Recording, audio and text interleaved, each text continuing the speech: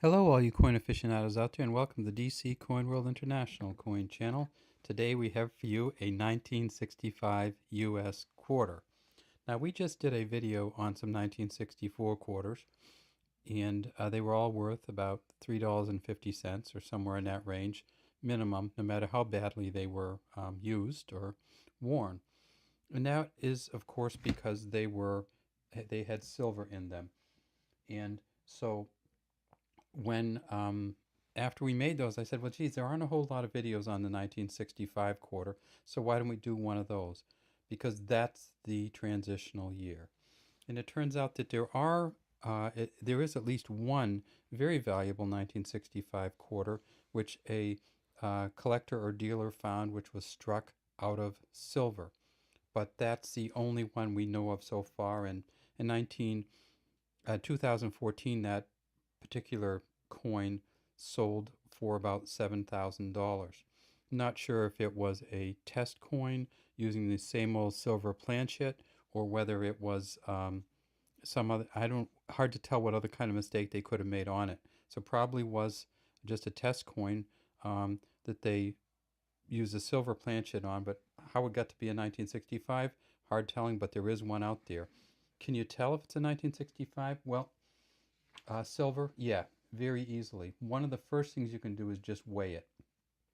A 90% silver Washington quarter weighs about 6.25 grams. A copper nickel clad Washington quarter weighs about 5.67 grams. So, give or take a little bit on the scale, maybe a few hundredths, depending on where and how your scale works. So if you've got one that weighs over 6 grams, you know it's silver. If you've got one that weighs under 6 grams, 5.67 or 5.5, then you know it's a copper. There's also a really easy way to tell, and that's just to tip it up. You tip it up and look, and you can actually see the copper in there. So the dark part here is the copper, and the other part is the nickel. And when they say a nickel-clad copper, this is just nickel on top of copper and nickel on top of copper. If we look at this coin, we see that it says Liberty on the top. It says, "In God We Trust" here, 1965 here. Now, if you were to get this coin in uncirculated condition, it may have significantly more value. If you were to get this coin in proof condition, you can't. They did not strike proof coins in 1965, so that there are no proof sets that you can get from 1965. So that's kind of an interesting deal on that.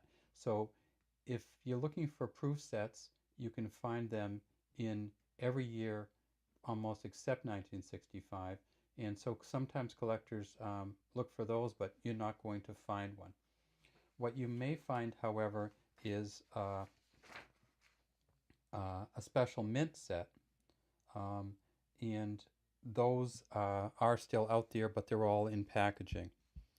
And you can get one of those for a reasonable value. If we tip this coin over, we also see it's a reeded edge. And then on the back, we have the famous American eagle. It says United States of America at the top, a pluribus unum here. There's the eagle. If we follow down through, we see the eagle is sitting on it looks like a log initially, but it's actually a shaft of arrows. If we get way down in close, you can actually see the feathered end of the arrow and the point of the arrow, or the arrowhead here. Down underneath we have, so this is a symbol of war, the eagle with the arrows, and then underneath we have an olive branch, which serves kind of as a wreath at the bottom, and then down here it says $quarter. Now, as most of you know, the United States quarters do not say 25 cents anywhere on them, so the dime is a dime, the quarter is a quarter, and in nowhere does it say the actual cash value on there. Here is where, right underneath here is where there would be a mint mark if there was one. But there are no mint marks from 1965. There was not a 1965 D quarter made.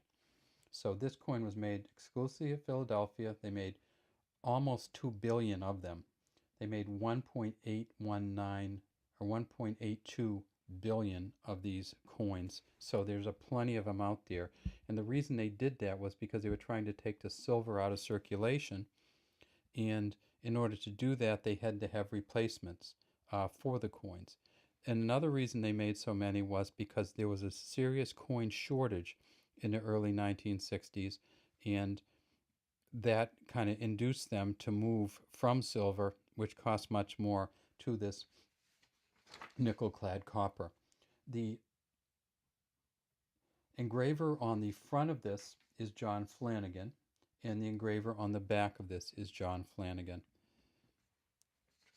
All right, well, good luck searching for your coins out there, and if you do find a 1965 silver quarter, you are really in luck. Have a great day from the DC Coin World International Coin Channel.